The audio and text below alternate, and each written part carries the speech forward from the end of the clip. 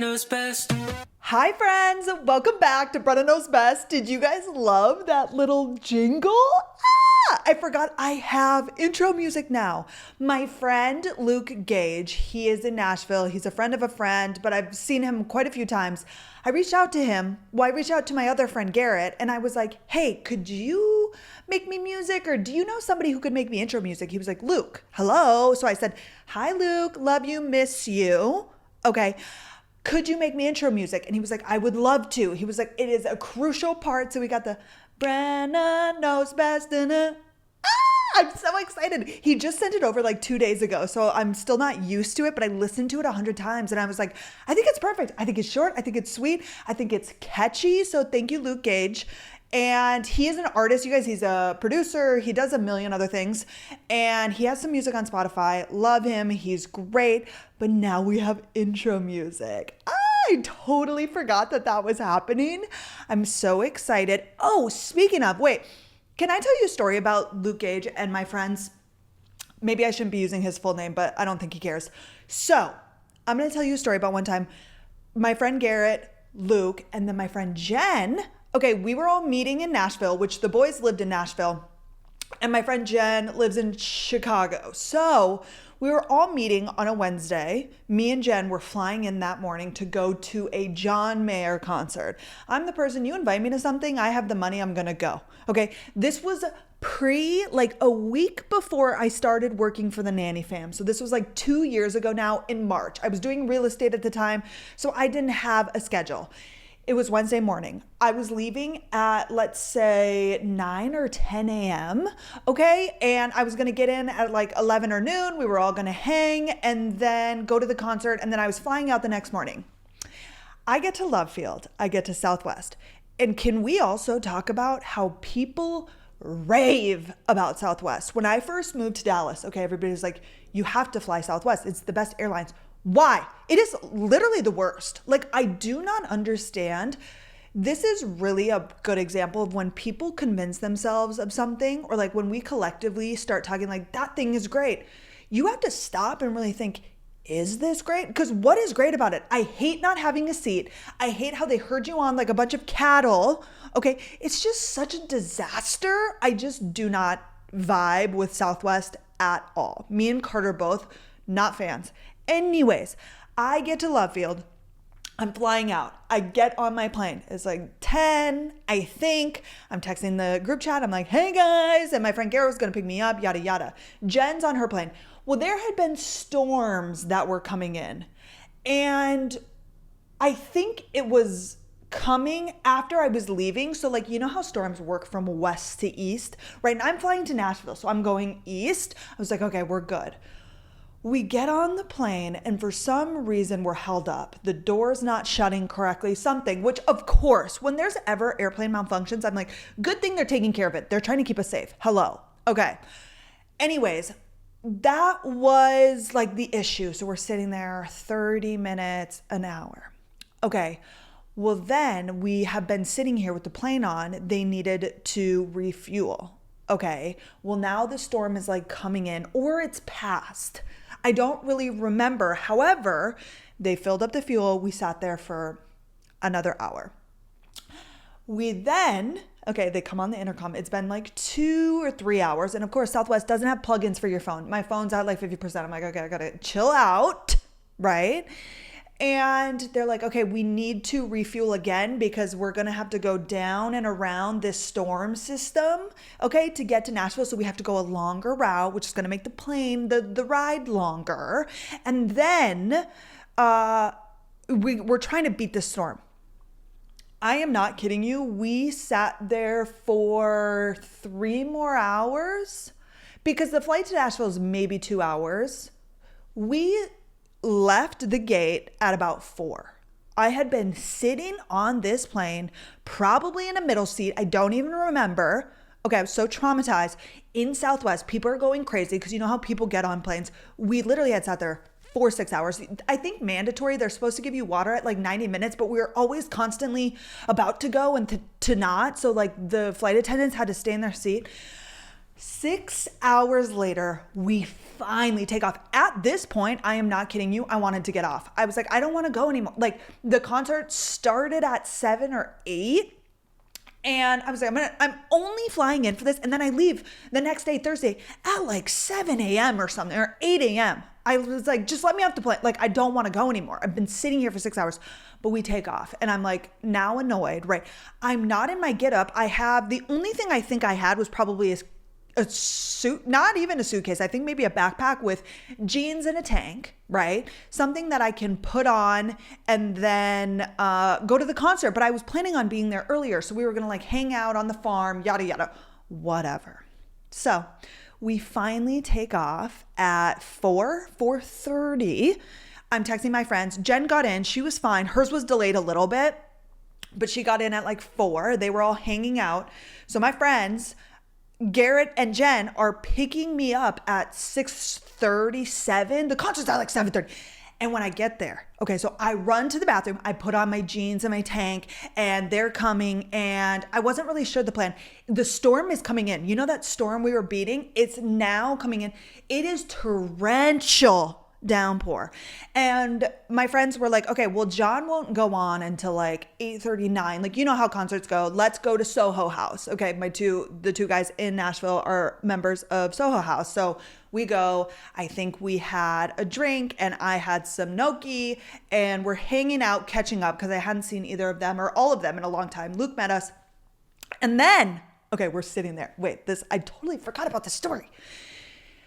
I don't know people. I don't know celebrities. I don't know pop culture, which is actually another thing I wanted to talk about. I've been, thinking about the podcast and like the toast, and a lot of podcasts talk about current events. And if it's pop culture related, I have no idea what's going on. I don't know anybody's history, so that's so not me. But anyways, my friend was like, oh my gosh, right there, that's Maren Morris, right? She sings, "With the bones are good, the rest don't matter."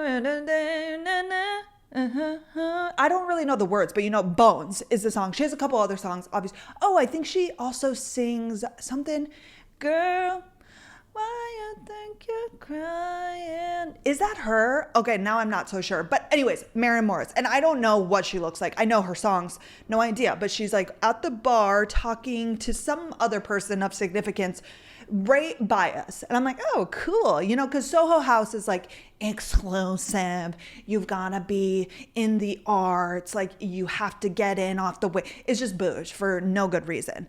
And so I'm like, awesome, right? So whatever, just observing. So then we grab an Uber. Okay. Or did we drive? No, we drove. We grab our car, we're running. You guys, when I tell you I've never seen harder rain in my life, it is pouring, it is lightning, it is thundering. Okay, we drive to, what is that called? Something Bridgestone Arena, I think. And then we run for our lives to get it. And the concert already started, so we didn't go until like 8 or 8:30. We walk in, you guys. I am not kidding. 2 seconds later, Maren Morris, in the same outfit she was just at Soho House, 5 feet away from us, goes on stage. She's like opening for John. They sing a song together. I was like, what? This girl was just like casually having a drink. Not even 30 minutes. She had to have left like at the same time as us and just came straight here, got dropped off, hopped on stage. It was wild. Okay. And then during the whole concert, I'm not like some huge John Mayer stan. Like I told you guys last week, I like music, but I'm not like really in the know. The only song off the top of my head is obviously "Your Money is a Wonderland." So my friends probably were so annoyed by me at this joke, but every single time the music would start playing and like it would not be that song, I'm like, "Oh, your body is a wonderland." They're like, okay, bitch, enough. And they knew all the songs. I didn't. It was super fun. Okay. And then I flew back the next day and I don't think I had issues. Oh, but I do remember. Oh, that was a different trip. Never mind. Okay. Now that story is out of the way, I wasn't planning on telling that story, but the Maren Morris thing was just bonkers. I was like, no way, that bitch just showed up. Like, that was so casual, just another day in her life. Okay. Anyways, so that's my story. We've got intro music. Amazing. What else is happening? It is Friday. It is Saturday. I lied. Monday is when this comes out, so this is only 2 days in advance. I am deep cleaning this apartment. Our family comes. I think mine's going to get here on Tuesday now. They just left this morning. LaDonna texted me. She said, Elvis has left the building. Love you. Oh my gosh, I love her. And so they're going to Kansas City first to go to a NASCAR race. Classic. Very Berg family friendly. Very on brand for the Bergs. And then I think they're going to go to Oklahoma City and come down. So I think they're actually going to get here on Tuesday. So I'm redoing or like switching around the rug. I did a deep cleaner on the rug because my dog did pee on it once or twice. I don't want to talk about it. So just to make sure that's clean, get that really good vacuum. I've got the magic eraser, and I introduced Carter to the magic eraser. He had no idea. You guys, if you don't have a magic eraser, you need it. Any white surface, immediately the most crystal white, the most stark white you've ever seen. Amazing. But Carter's gone, so I'm just deep cleaning. I'm going to do the sheets. I'm doing all of that. Okay, I have a little note to help me move along. Oh my gosh. Okay, if you listened to last week's episode about the Steve Madden event, I re-listened to the first part of that episode because the lighting, I was trying to make clips, whatever. And I realized that I didn't get to one of my points that I needed to get to. Remember when I told you I bought that bold print dress because the theme on my invite said 1960s bold prints and bright pastels. And I got there. And another fun fact about your girl, she's not observant.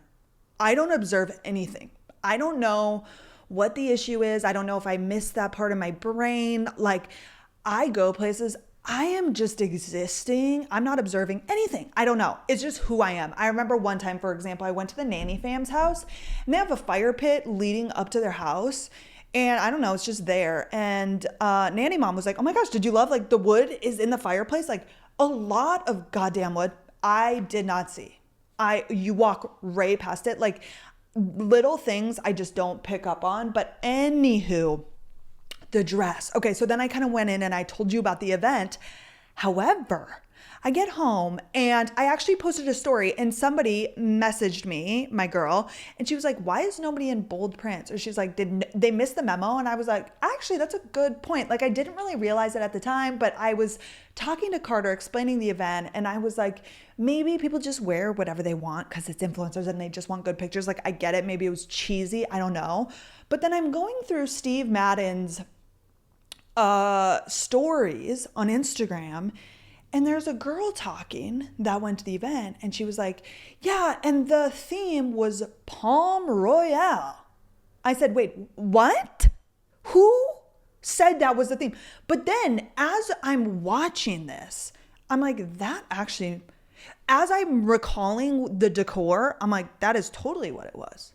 But why did my invite say 1960s bold prints and bright pastels? And then I'm looking at Carter and I don't really like get embarrassed because I also don't think I like stood out like a sore thumb. And it was my first one. And like, again, I'm not a fashion bitch, so it is what it is. But I'm like, oh my God. Like I had no idea, maybe there is a theme and maybe they don't really follow it. And Carter was like, this is like the literal definition of rookie mistake. I'm like, totally. It goes to my first time. I had no idea. But also, was the theme Palm Royale? Why did I not know that? And what is Palm Royale? Royale? With the E? Royale? I think that's how you pronounce it. Anyways, not that you guys cared and not that there was really a point to get to that you knew of, but as I was listening, I was like, I didn't even say. So I'm sitting here in my bed and I'm going through the stories. I'm like, oh my gosh. And then like panic is hitting me. I'm like, I'm such a dipshit. Like which it wasn't my fault. I had my invite. I pulled it up 100 times. I was like, it said 1960s bold print, but I'm like, oh my gosh, I went through all of this stress to go find something when I could have just pulled something out of my closet easily. I could have wore my tan, but that's not what my invite said. And I didn't want to show up and like be that girl that's like trying to be cool and not wear the theme because I'm thinking these influencers are going to pop off. So I'm like, I've got to do bold. And like, that's all I was thinking. Oh my gosh. And speaking of, okay, now that that's over, now that I relived that. Oh wait, can we first talk about, if you're watching this on video, I got sent makeup from this Joyer. Is this not the tiniest little, it says lip enhancer? This is like for 2 uses. I guess it's a sample. Anyways, I've been using this just today. It's going to be gone tonight. Okay, dresses. So graduation. We know that the Reformation dress didn't work. I think I'm just going to find something in my closet. So my options are, and I would love your guys' help. I have a midi length, so like to the middle of my calf, white, like classic dress. However, we know how we all feel about the white, which it is graduation. I can wear whatever color I want if somebody's gonna have a problem with me. And I don't know if I made that up in my head, but law school girlies, like I just am not trying to mess with them as we're seeing ourselves out. But I have that. Also, my problem with that is I've never worn like a midi length other than to like a wedding, just like on a casual day. I've never worn a midi dress. It feels so, well, number one, in Highland Park, it feels so like preppy and gross, but it just feels so like old woman. And maybe I need to step into this version of myself, but I have that. I have a couple dresses from Marshall's, like just like little, not mini, but like shorter dresses, which I think it's gonna be hot as balls out. I think it's gonna be like 80 degrees. So I think that's the way to go. Just like little baby doll, like one's white with like maroonish flowers all over. It kind of looks cheap, which who cares? But I'm just saying. I have that tan one. If you guys remember, I wore to one of Carter's firm's parties. It has a really open back though. And around our families, I'm just like, is that inappropriate? I don't know, but it is going to be hot. So I might just wear that one with sandals. I also have like a pink, well, that one might be see-through, so I probably shouldn't do that. And what other ones do I have? I don't know. We'll see. I might actually go shopping today, so I'll have more on that later. Okay, what else? My family's coming. I was going to tell the story, and I think a lot of you might know this, but maybe you don't, about when my car was stolen. And the reason that this got brought up is because when my family comes here, my dad and his girlfriend Pam have been here. Oh, speaking of, wait, let's hop into something else. Oh my gosh, sorry I'm all over the place. I went yesterday and I picked up Mother's Day cards because Pam's coming, my grandma's coming, Carter's mom, and Carter's grandma is going to be here. Mother's Day is this coming Sunday. So if you didn't know, Mom's Day is this Sunday, which all of our family's leaving on Saturday, but just so we can give them, you know, their cards. And I went to Target the other day and all of the cards were so cheesy. And I also need the inside to be empty because I don't need a pre-written message. Like I want to write my own message. I've always been that way, obviously. And they were all like cheesy at Target, or they were like completely full on the inside. So I wouldn't be able to write. So I'm like, no. So I went home and I was explaining to Carter, I was like, okay, I went and looked at cards, but like they're so cheesy and yada, yada. So I go to Paper Source yesterday, which is like these card and stationery specific stores here in Dallas. They're amazing. I've never seen anything like it, but they have like cute, unique cards. And I called him, or he called me. He had just gotten to where he was going. And I was like, okay, I'm looking at cards, but I'm having such a hard time. And he was like, wait, Brenna, what? And he's like, I don't ever read the card. I just pick like good pictures on the outside. I'm like, that is the most boy thing I have ever heard.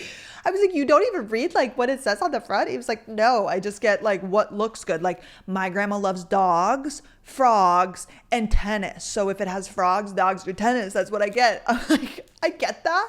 And I think about that too, but I also think about what's written on the card, right? And mainly on the front, because on the inside, you know, the like grandma, the soul to my life, the love, the nourishment of the family. Like, I don't need all of that. That's so cheesy, but I pay attention to what's on the front. So I wanted to go through what I got for them. For Carter's mom, because she's definitely like a sentimental, like lovey person. Like I know she would appreciate just like anything we got her. Hers on the front says, to the world, you are a mother, and to your family, you are the world. Happy Mother's Day. And there's like earth on here and just like flowers. I'm like, she'll eat that shit up. But then on the inside, we can write. Okay, Carter's mom, done. Then for Pam, because Pam is not my mom, obviously, it's my dad's girlfriend, but she's been in my life for over 10 years now, about 10 years, but she's still not my mom. I'm not going to get her a card that says, Mom, love you so much. It's weird. She's not my mom. So I found this that just says, she is a mother, obviously, to an amazing mom, happy Mother's Day, with just flowers on it and then empty on the inside so I can write her a note. Okay, and now here are the best ones. So these I got at Target. I went back there because the ones at the paper source were not hitting like I wanted them to.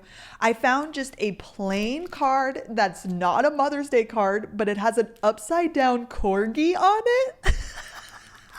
So on the top half, it has an upside down corgi, and on the bottom, it's empty. So I'm just gonna write Happy Mother's Day, Grandma, or something in my own handwriting, and then we'll write on the inside for Carter's mom or grandma. Sorry. For Carter's grandmother. And for my own grandma, this was in the sympathy section. But again, LaDonna is the biggest dog person as well. So like I had to get something with the dog on it. And it says Ruh-roh, okay? And it has like, it's not a Frenchie. It's like too animated to tell actually what kind of dog. The dog has like a little like bandage on its paw. And then on it's wearing a cone. I wish you could see it. I'll post this tomorrow on my Instagram story or on my Instagram Tuesday. And so it just says Ruh-roh, but on the inside. And I'll tell her, I'll be like, okay, Grandma, it's not a Mother's Day card, but I thought she'll think this is precious. And I know my grandma, so I can do that, you know? Whereas with Carter's grandma, I was like, she might be like, what the heck? So I'm playing it safe with these, but I got these cards yesterday. Okay, next, what else did I want to talk about? Okay, so my car getting stolen, right? Out of my parking garage. So when I moved here in 2019, 1 second. Sorry, I was adjusting the card. I lived at an Airbnb when I first moved here. And then my actual first apartment, I lived with a girl, Nicole, who I met at Equinox. Okay, she was a trainer. She was the best. She was such a cutie. She was a little bit older than me. And she was looking for an apartment. And then we, what is that? Combined forces. But she did all the legwork. She was like, okay, I'm going to look at apartments, whatever. And I think I just signed the lease without having seen it. I trusted her. I didn't know the area. We both worked at Equinox. We wanted to be close. So we move into this apartment.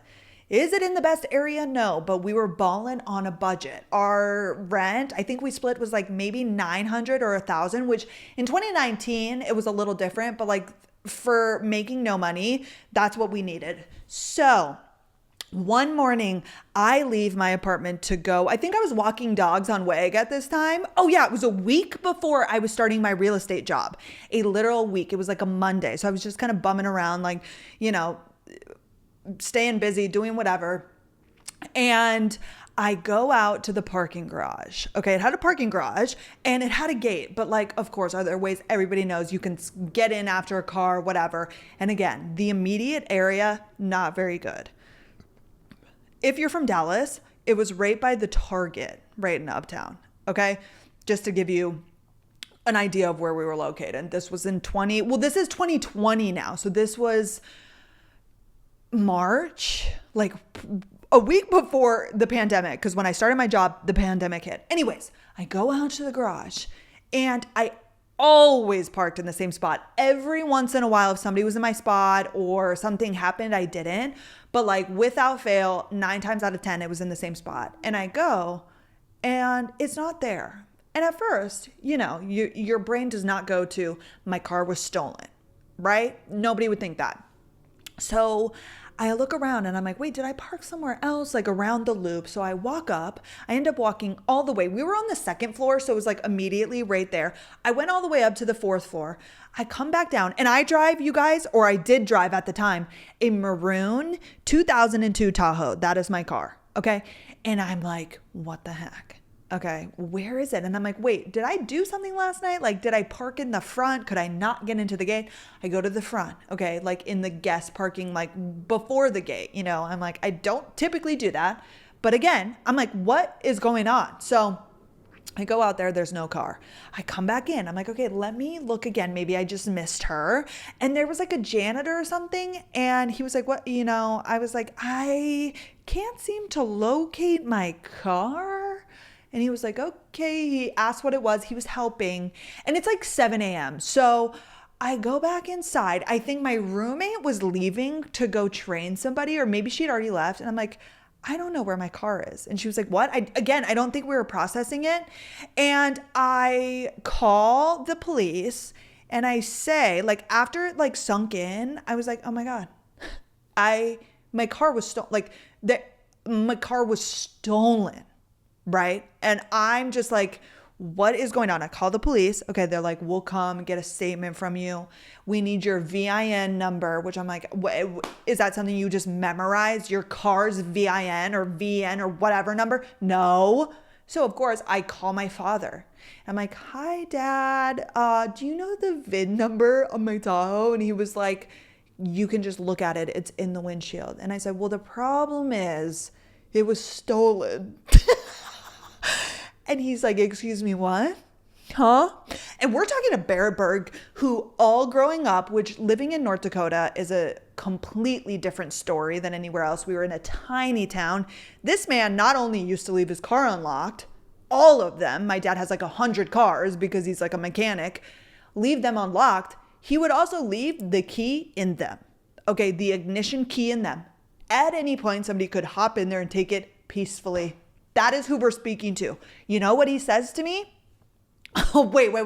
I'm jumping ahead. This was after we found it, okay. So I call him. He knows it because he keeps everything in a notebook for every car and every oil change. Okay. I go down. I talk to the leasing manager, this man who was really nice, but they didn't have cameras. There was like nothing he could do for me. So I was just sitting down there waiting for the police. They finally come like 2 hours later. I go sit in their car and just give him the information. And he was like, I'm going to be so honest with you. We typically, most times, like 80% of the time, do not retrieve stolen vehicles. I said, awesome. Perfect. Oh, great. What do you do? I'm helpless. I can't go anywhere. I'm at my crappy ass apartment. I go to the gym. I remember that day I called my grandma. I'm like, you'll never believe this. I don't know what I'm going to do. I'm going to have to Uber to work next week. Like, how annoying. I'm like thinking, am I going to have to buy a car? I have no money right now. I'm making no money. Hello, what do I do? So by the grace of God, I do not know. Okay. The next very day I get a call and they're like, hey, your car showed up at a pound, an impound. Oh my gosh, why do I confuse? The dogs go to the pound, cars, that's an impound, right? I always get that wrong. The impound. Okay, wait, can I Google that really quick? Because I hate when I talk about things that I don't know. I sound so incompetent. Okay, impound. Seize and take legal custody of something, especially a vehicle. Okay, so impound. So I don't know what you call that, the lot. I'm calling it the impound, which is still probably not correct. But they run, so like they get cars that get towed in and then they run all the plates. So when they ran the plates, the police report came up that it was stolen. So they called me. So I'm like, oh my gosh, but I don't know what condition it's going to be in. I'm like, I don't know, who knows what I'm walking into. So this was the very next day. I'm just thankful that she's alive and well and going to be back in my custody. So I Uber over to this impound, or this place where they impound vehicles a lot. What is that called? I don't even know. It doesn't matter.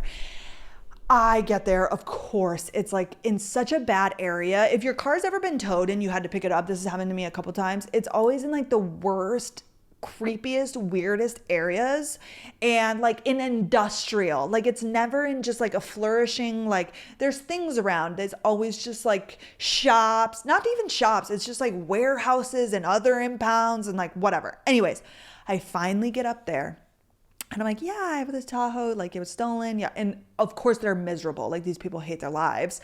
They're not nice. And she's like, yep, $500. I said, wait, what?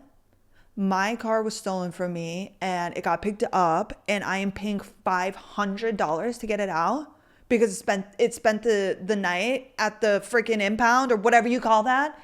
Anyways, of course, what do? I pay the money. I need my vehicle. And then you also need to pay a tow truck to tow. They have to tow it off the lot. Okay. And then somebody else has to tow it to your apartment if it's not in condition to drive. So I pay the money and then somebody comes and they take me. They're like, okay, go check it out. Make sure that it's the vehicle. Everything's there. I don't even know. So we're walking. Oops, sorry. I just hit the microphone. We're walking and I see her and I'm like, oh my God. I'm like essentially about to cry. Not really, but I'm like, thank God, like she's here. I go up to her, like thankfully on the outside, everything's okay. I go to the inside. And I noticed a few things. Number one, on the handle of my door, so like the plastic where my handle is to open the door, there's a tiny little hole drilled, which I'm assuming they drilled and then stuck something in to unlock it. Okay, you're following? Then I open it up. Well, I have my key, so I can open it, but regardless, I look in and the complete bottom half of like my steering wheel where the ignition is, where you put your key in, is just on the floor, like busted, or just taken off. Like, I'm like, oh my God. Okay. So they stuck a screwdriver in this thing. They just took off the plastic piece around it. They stuck a screwdriver and took it. And what I gathered is that when I looked in the back, there were tire marks all on my seats in the back. And it's a Tahoe, you guys, so you can fit a lot of shit in there. So what I heard from the police or from them was that they left it. Like the reason it was found is because they just abandoned it on the side of a road and then it ended up getting towed because it was just left parked in a spot where you can't park. Okay, so what happened is they stole my vehicle, or this is all what we think happened, to then steal other people's stuff. So they stole somebody's tires, which is why there's tire marks, because they obviously put tires in there.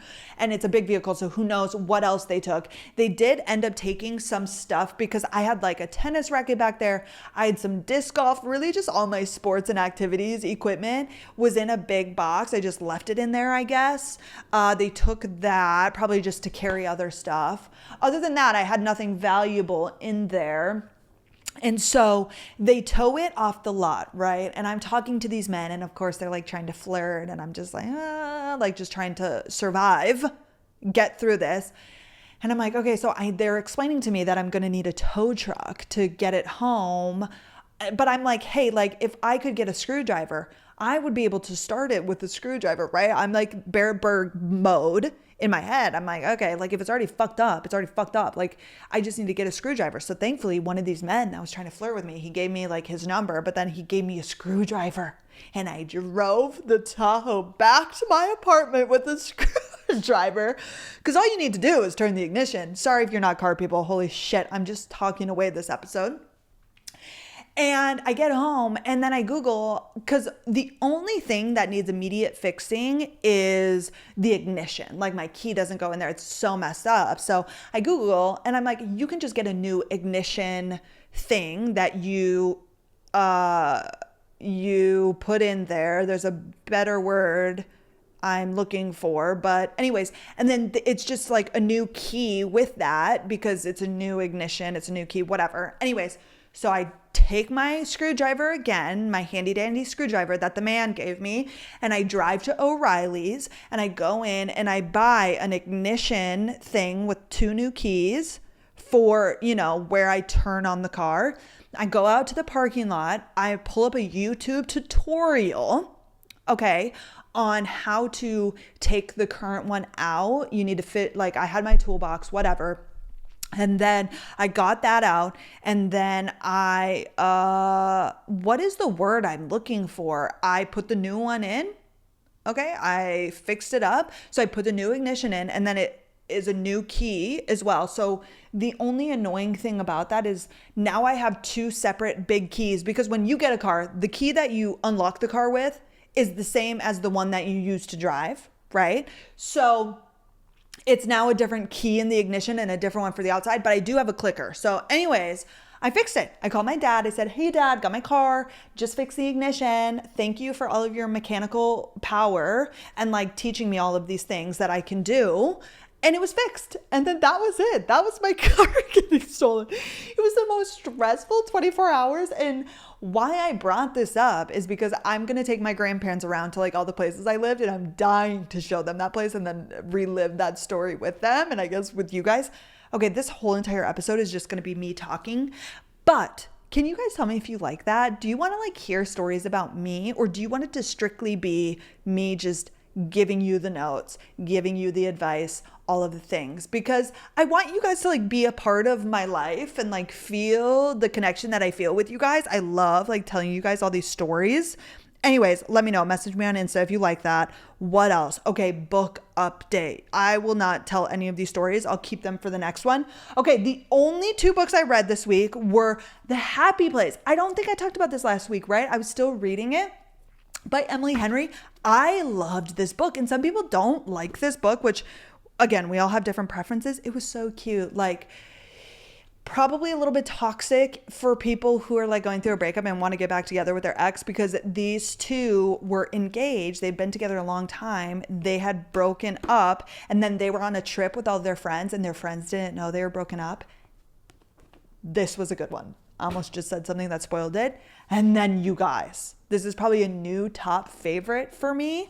If you like Frida McFadden, I think you would like this. It's a little bit different writing styles for sure. The Perfect Marriage. I picked this up at Target, and as soon as I saw defense attorney, now that Carter's going to be an attorney, anything like lawyer related, I'm like, oh my God, I'm so in. I need to read it. But basically, this man has an affair on his wife. The wife is the defense attorney. Okay, so she's a powerful woman. She's amazing. He has an affair, and then the mistress ends up murdered, ends up being dead, and he is obviously the prime suspect, and she is getting him off. She is defending him, right? This was so good. Like, could not put it down. It starts from the get-go. There's a lot of different characters that, like, you know, all kind of weave in and out, kind of like Frida books. Loved this. Okay, what else did I want to talk about before we get into, and today's, you guys, I think I'm really going to talk about one thing that a lot of people have been asking me about. And that is stalking your ex on social media and how you can stop. So that's what I'm going to help you with. Oh, okay, wait. I have more things to talk about. I'm so sorry. Favorite product of the week. And you guys already know this, and I promise it's the last time I'm going to talk about it. My Target t-shirt. And the reason I want to bring this up. Okay, number one, you guys, this is my favorite. I have this in every color. You guys probably already know that. You follow me on Instagram. $8. $8. Don't tell me nothing. Okay, favorite t-shirt. However, I was on TikTok live like a couple days ago, right? And somebody who follows me closely enough to know that I love this shirt, I was wearing it because I wear these every single day. She comments in my live. Okay, are you ready for this? I know that you really love those shirts, but they're not flattering on you. How are you going to tell anybody that a literal t-shirt is not flattering? This is a t-shirt. What are we talking about? And I'm not even like, I can't even be offended by that, because what are you saying? How is a t-shirt unflat? It is a t-shirt. It looks the same on every person's body. It is a like, what? I didn't even respond, obviously, but like, it probably sounds like I'm mad. I'm just confused. I think social media has our brains so warped, and like people like hyper analyze and like talk about things, and it is a t-shirt. It is a goddamn t-shirt. Okay, they look the same on everybody. They have the same cut. Like, how is it just not flattering? What are you saying? What are you saying? I will ride for these t-shirts until the day I die. And sorry, what do you want me to wear? A halter top? You want me to wear like a trendy like tie? Like, it is a t-shirt. What are you saying? Oh my gosh. Okay, sorry. I thought that you guys needed to know that, and I needed to get it off my chest. Okay, and then the other thing. Oh, I thought about also implementing a favorite recipe of the week. Would you guys love that? As like hot young women, I feel like it's good that we know how to cook. And you guys, you're talking to the person who knows nothing about cooking. So I thought that could be fun. I don't know, maybe not. You guys can give me feedback. My favorite recipe thus far, because we're starting ground one, me and Carter make these chicken tacos. Okay, so we go to Central Market, we get the little like tortillas, okay? The chicken is in the crock pot. So I just use skinless, boneless chicken breasts. Okay, I do salsa verde as like the base, right? You know how you use a broth or like whatever in a crock pot? I use salsa verde.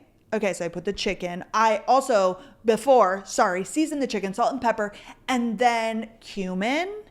Okay, anything you'd like, maybe a little bit of garlic powder, onion powder, that kind of is whatever. Cumin, I feel like, is the important one.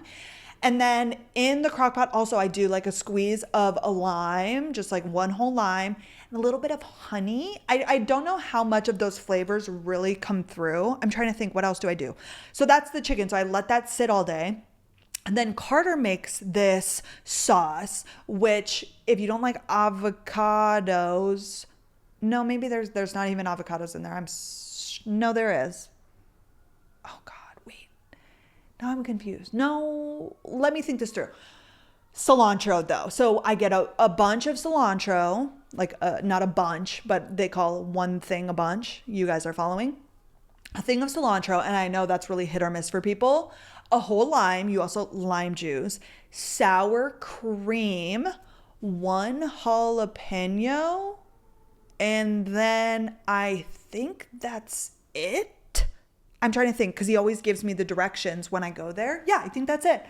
And it just becomes like a nice little green cilantro lime sauce. We put avocado. So then when the chicken's done, we do the little tortilla, we do the chicken, we cut up avocado, and then we use the sauce. The best tacos I have ever had. That's probably an exaggeration, but from home, like we end up eating them for like 3 nights in a row because the sauce ends up being a bit. So we'll eat them 2 or 3 nights. So then again, the next day I'll just throw in fresh chicken. I'll also use if we have leftovers, but chicken, salsa verde, honey, lime, so good. I think I'll probably start implementing my Instagram and like attaching the things I talk about on here to like my story or something. So I'll find you the recipes for both of those, the sauce and the chicken, so good. But as a, challenge to myself, I want to cook something new every week. And so then this will be a good way to, number one, hold myself accountable, but then we can talk about recipes because I think it's just good to know. No, I'm trying to learn. Okay, that's where I'm at with that. Let's get into, I am so sorry, I've talked for 40 minutes. Not stalking your social media. Not stalking your ex on social media. I'm getting ahead of myself. And you guys asked me a ton of questions before I get into this. I have to record next week's episode like tomorrow. So if I don't answer your question, which I'm probably not going to because I think I'm going to spend the majority time on this one thing, it'll be next week's episode. So I apologize. I kind of lied to you, but at the time I thought I would be able to do that today, but I had all these stories to tell you. But a question I got a lot, like always, is getting over an ex and not stalking them on social media. So number one, what we need to do is unfriend, block, no contact. You need number one, like step to just get over a person is to not be talking to them and also to not have reminders of them. So delete the things off your phone, okay? Because when stalking them on social media, like things always trigger you, which of course, do you just randomly think about them? Yes, of course. But any way that you can minimize that, the better. So block, unfriend, delete, just like on socials, do not speak to them. And when it comes to blocking, like on Instagram, I'm thinking specific, you can always unblock them and look. But here's the thing, when you are in the thick of it and you pull up Instagram, it becomes a habit. Like they are probably at the top of your search list to then click on their name and look at their profile. Like it is just a habit. So even though you can go to the block notifications and unblock and look, I think the more like roadblocks that you have, the better. So like the fact that you have to take more steps makes you think some more like, should I be doing this? No. Can you still do it? Yes. But I think any way that you can minimize or like, I guess, maximize the things you have to go through to get there, it will help. Okay. So that is step number one. Step number two, if it's really bad, is to just delete your socials for a sec. I'm not talking your accounts, just get the apps off your phone. Like truly, I promise you're not going to miss anything. You're going to be just fine. But like, again, we are coming up with ways to not do it and like break the habit. Can you go on Safari and go on Instagram? Like we've all been there. Yes. But I think you'll think more about it. Again, you're like now going through 100 steps to get there. So it's like, Every time that happens, you're like, why am I doing this? So I think that's a good thing, but just delete them for a little bit, okay? Nothing's going to change. Nothing's going to happen. You're not going to miss anything, okay? But we know, and if you're asking the question on how to stop, you know that it's not good for you. You know that it never makes you feel better. You are literally just trying to hurt your own feelings. Like, never have any girls ever gone on their ex's socials and seen something they liked. Even if nothing has changed, you're always going to find something that's going to make you upset. So you have to stop doing it. You have to stop, okay? Anywho, number 3, and here is like a little hack maybe if you can't take like the literal steps. Give yourself a day. Like, let's say if you're checking so habitually, like constantly, give yourself a date, say 2 weeks from today, okay, the 23rd or whatever it is, I can check it, okay? So then it's like discipline, you know, you are like, okay, I can look at this date, so I don't need to look today. Like, you're making a promise to yourself, but I feel like when you frame it that way, you're like, okay, I remember with an ex at one point, when it came to no contact, I was like, okay, a month and a half or 2 months out, I'm like, if I still want to speak to them or I have something to say on this date, I literally put it in my calendar. Okay. I was like, you can reach out. You know, I gave myself a set of days. By the time that day came and the notification popped up, I laughed. I said, ha, I would never reach out to him. But so I think like in those early stages, it was easy for me to be like, okay, you can reach out on this day. Like, nothing's going to change in the meantime. You have this date in place. Okay. But then when that day comes, either you can check, okay, whatever, if you're really dying to, or you'll be like, okay, no, I'm good. I've already spent 2 weeks not checking. Amazing. Does that make sense? I think that's amazing. Okay. Also, muting or deleting, if you're ballsy enough, their friends, their family, any of the people that are completely associated, or just anybody that when you're on social triggers that, because you'll be scrolling and you'll see his mom and then you're like, oh, gotta check. Just mute them. Like, again, we have to just minimize, like, you're already going to think about him a ton. Like, that is just normal. This person was a part of your life. And the reason I think that we check the social media is to still feel like we know their life, because every day up until the breakup, you knew everything that was going on with them. So when that just stops, okay, you're like, I need to know what's going on. Like, it's just an innate sort of human connection thing. I don't try and be like super smart and use big words, you guys, but like I am just really trying to explain like why we do the things we do. I think we just want to we want to know what's going on. We want to hit, we want to see if they've gone out, if they're doing this, if we're doing that, but it's just not helpful. Okay. And they're just no longer a part of your life. So that comes with friends and families, like anybody in their life that is going to make you think of them. Like, just try and take away all of the things that are going to trigger you that you can control. Like, of course, when you're in your apartment and like something, the window, or you see something that's like completely, unrelated. Like, you see a plane go by and you had an insight, like those things are going to happen. But the things you can control, like what you see on your social media. Also, my next tip would be to tell your friends, number one, that you don't want to know. Like, I know sometimes friends can feel like they're being helpful and be like, oh my gosh, I saw that he posted this, but it is better that you don't know and it's not brought up. Just say, hey, like, I would like to not know, just for like the time being while I'm getting over this.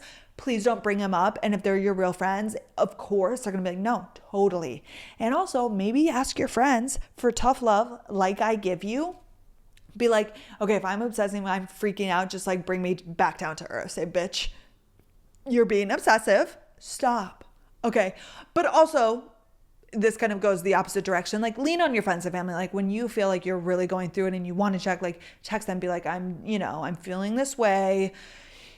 What do I do? Call them, like, distract yourself, go on a walk. Like, when you feel like you're getting that pent up, like, go outside. I promise it's going to make you feel better. Just go around the block, go around the goddamn block. You're going to be okay. And I promise once you get back, you'll be like, okay, I'm feeling better. Distract yourself, get busy, focus on anything else. Okay. But if you take the steps, if you are blocking them, if you are deleting the triggers, like getting rid of the stuff, I think it'll get a lot easier. But it really does just takes discipline, self-discipline, a lot of it. And every day will get easier. And then one day, like, again, for example, I think the best is when you set that date far out. you'll get there and you'll be like, oh my gosh, I haven't even thought about them in like the last 3 days. Like it'll slowly get better, even if it doesn't feel like it. If you are really in the trenches and you're like, I can't do it, delete the socials off your phone. Like, really? Okay. Because you were just keeping yourself stuck. Like, if you know it's bad, but you keep doing it, you need to get a hold on yourself, and that's on you. Okay. Another thing that you can do, this is another little trick, is kind of like a swear jar. I saw this online once where every time you go look, you have to put $10 in a little thing.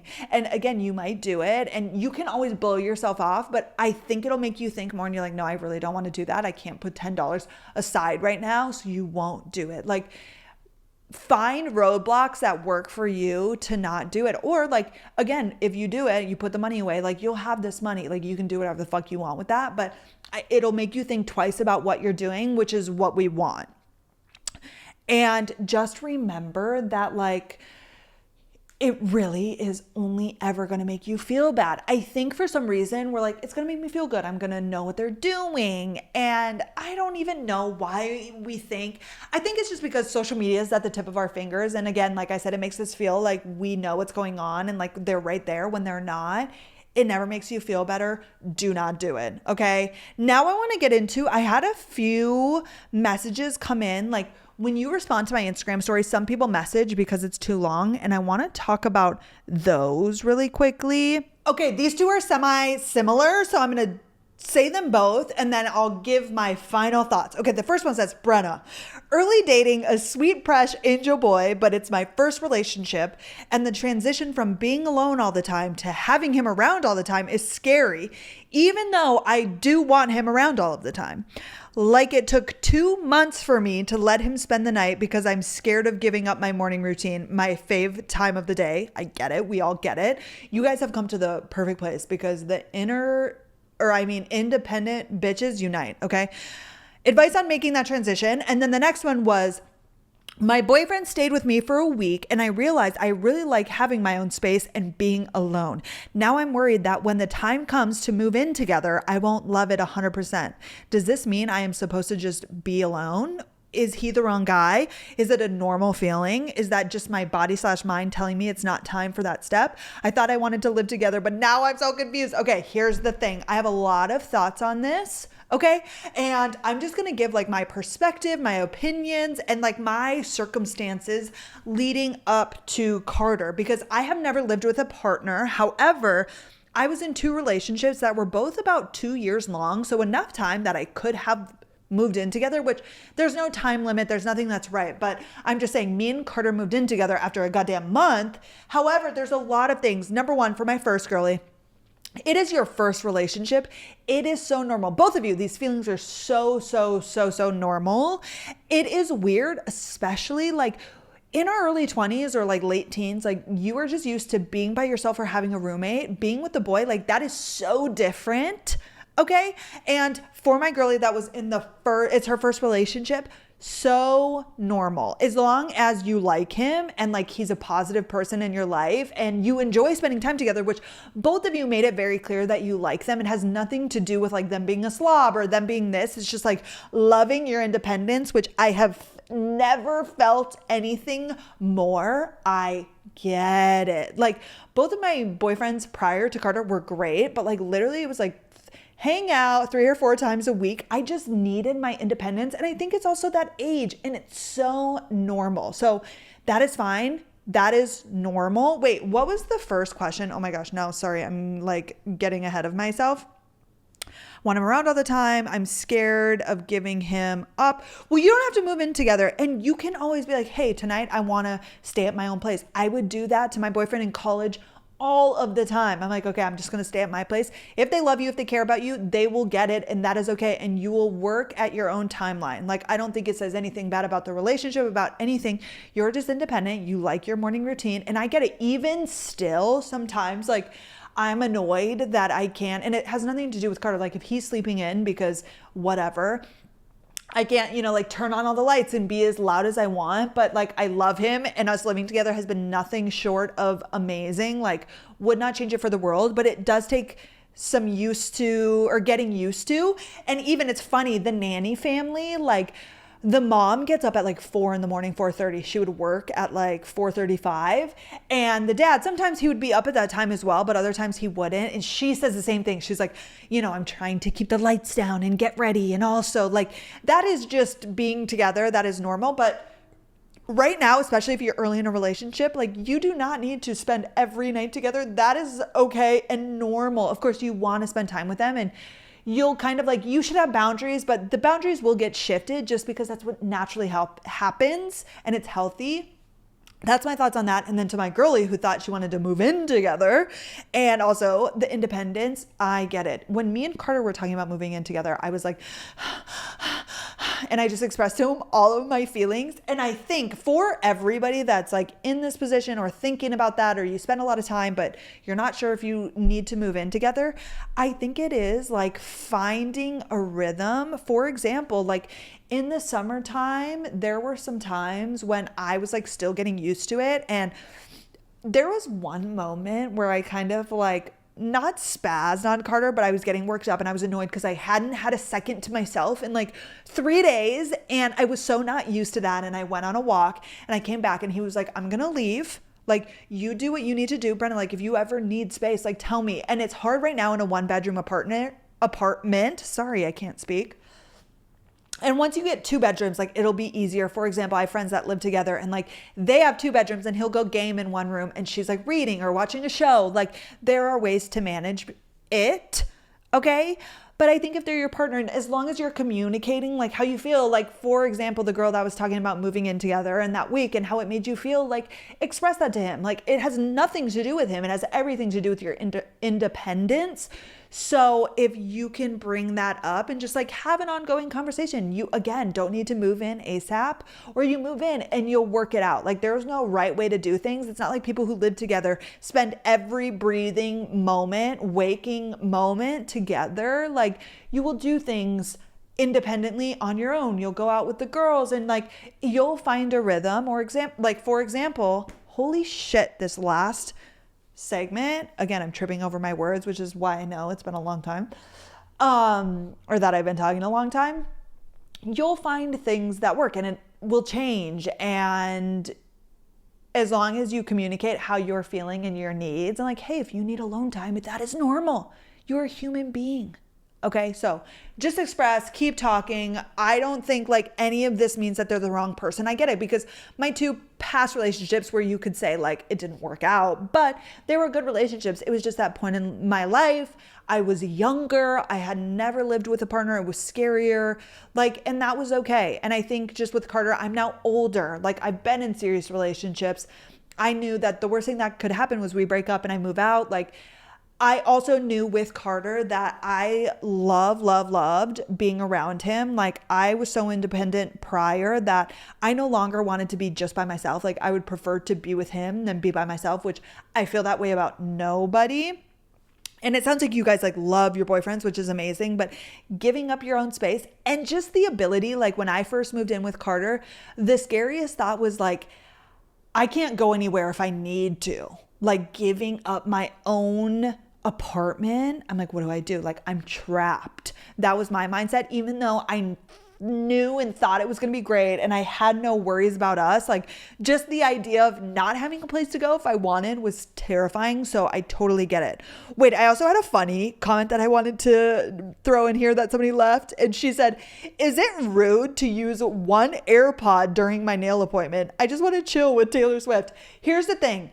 Every single time, which I've been rocking the natural nails, I go to the nail appointment and I don't have headphones. They don't speak to me. And then I'm just sitting there. I'm like watching the TV. I'm like, I wish I was listening to something. But then every time I did start bringing in my headphones, okay, they want to chit chat. And then I'm like trying to pause as they're doing my fingers.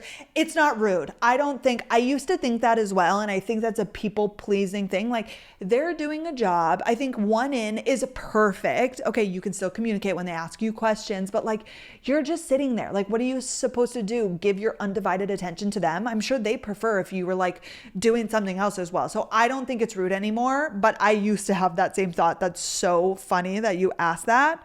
Okay, here's another one. Oh, this was like a really deep one, but good things to talk about. I like hitting the deep hitting questions. Okay, mine's too long to type, so here we go. This was also put in separately. What is your opinion on dating someone who had a rough past? They struggled with addiction, but are now clean and a good person. My family says it's a bad idea, so maybe I'm just giving them the benefit of the doubt and only seeing the good in them, which has been an issue for me in the past. Ugh, this is so hard because do people recover and get better? Yes. Like, can people turn their lives around and like not relapse? Yes, but the chances of that happening are higher than just with a person who hasn't had those issues. I don't want to get too deep into it because it's not my topic to talk about, but this is actually near and dear to my heart. And I know somebody in this situation who is very close to me who is with somebody and that thing just happened. They are back in their old habits. And now they are stuck because they live together. I'm trying not to say too much. However, I think your family is trying to have your best interest, and I think they do. And that's so wonderful of you to see their good heart. But you do have to think about that. Like, if you want kids, if you want a family, like the potential that your life is going to bring on so many stressors when you have kids, and the chances of them relapsing to whatever the drug or alcohol it is probably a decent bit. I'm sure there's a statistic.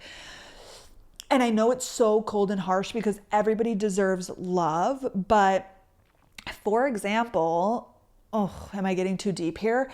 I was dating a guy who had mental health issues. And I remember the nanny family coming to me, and because they've been married for like 15 years and they're very smart and logical. They're like, Brenna, like their mental health issue is like a chemical imbalance. Like that is something that they cannot control.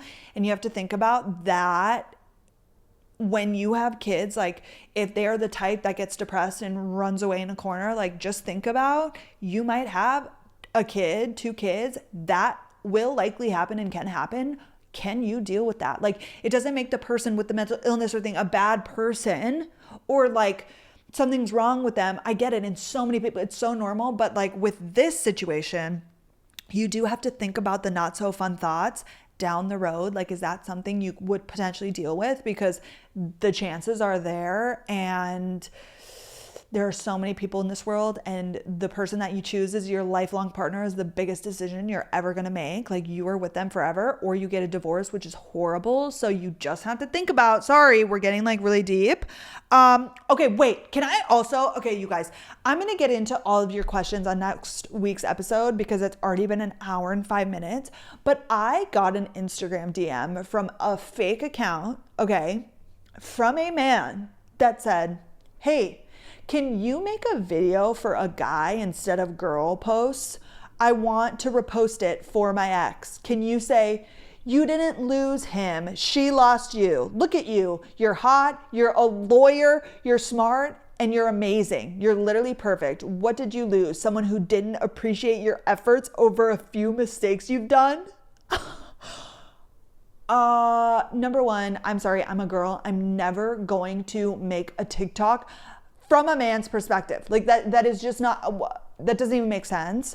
I appreciate his efforts. I did just delete this and the account was no longer active anyways. But how crazy is that? I was like, oh, that's so interesting. Okay. I'm going to wrap it up with a date story. I'm sorry if this is a long one. Okay. My girl messaged. I love this. I read it. And I probably should do a rerun before I get into it because sometimes I don't enunciate correctly. You guys might have noticed that. Carter noticed that when we read that book together, but I also just like didn't care about the book, but I need to be better about it. Anywho, okay. My girl says, okay, so my friend sets me up with this guy. Everyone tells me he's a great guy, so I give him a fighting chance. Okay, we're already off to a terrible start. We go on a few dates and all is well until he asks me out and then cancels last minute. Fine, whatever. Things come up, so we reschedule.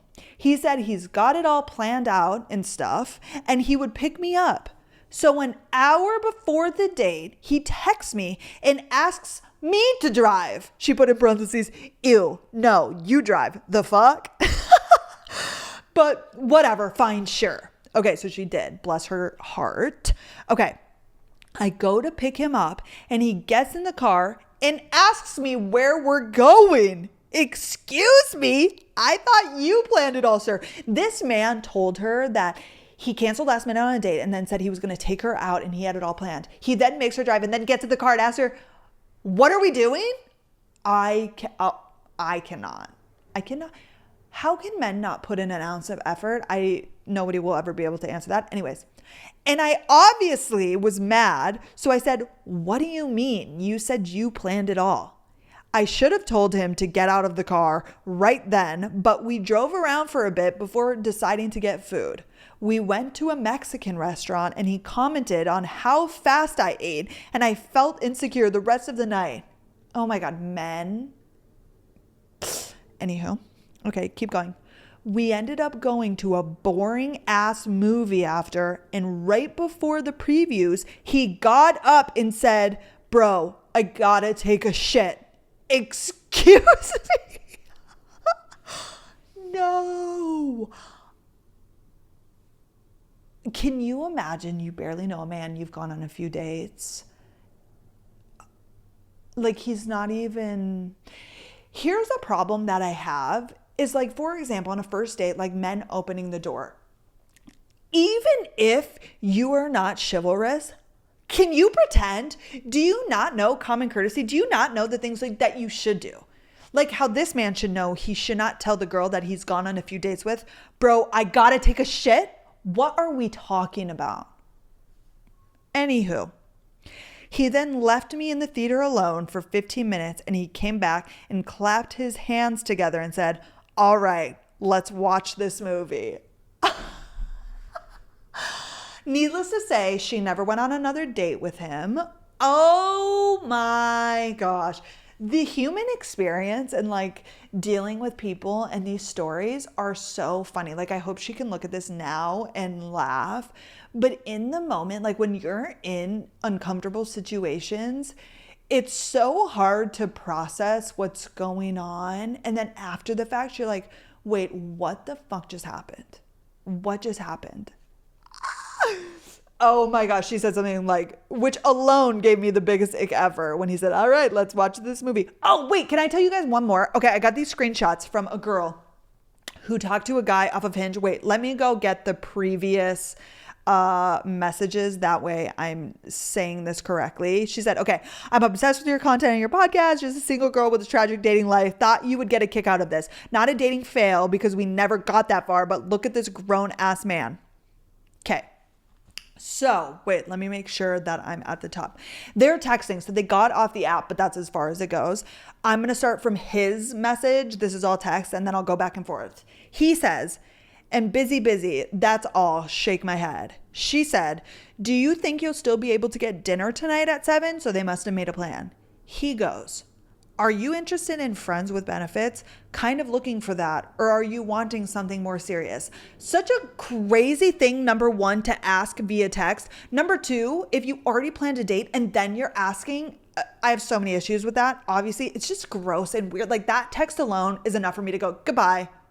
Because here's the thing, you can want friends with benefits, but I also think when you go on a first date, like on one hand, I appreciate that he's trying to be upfront, but also like, what the fuck? Like go on a first date vibe. Like you'll tell if somebody's looking for something serious or not. I don't know. Anyways, she goes, no, I'm not. I told you that from the beginning. She already told him. Oh, see, I should shut my fucking mouth before I go off. I graduated college 3 years ago and left that behind. Totally. He goes, I gotcha. But don't you think it's weird? Like, didn't you go on another date like 2 nights ago? Okay, I need to quit getting carried away. I'm going to read what she says before I pop off. She said, not that it's any of your business. Pop off, queen. Because I'm single and I can go on as many dates as I want to. I went and got drinks with friends from work. It wasn't a date, but you jumped to conclusions. Oh my God. Also, yeah, she can go on dates. Even when you're dating, looking for something serious, you're supposed to be going on dates. Hello? And also, you have not met this woman yet, and that was not his place. I digress. He goes, you told me you went on a date. She said, no, I didn't. You assumed that based on an Instagram picture, and I told you I would tell you all about it if we got to a date, and clearly that's never happening. So, and then she has a laughing face. He goes, why do you say it's never happening? It's cool if you went on a date. LOL. I was just saying. No, you were like, what the? Shut the fuck up. No. Okay, sorry, getting carried away. She said, because I'm way too old to be entertaining a man who wants to be friends with benefits. And then he goes, I mean, I still want to go on dates and stuff too and like see where it goes. I just feel like that's a big part of it, right? A big part of what? What do you, men?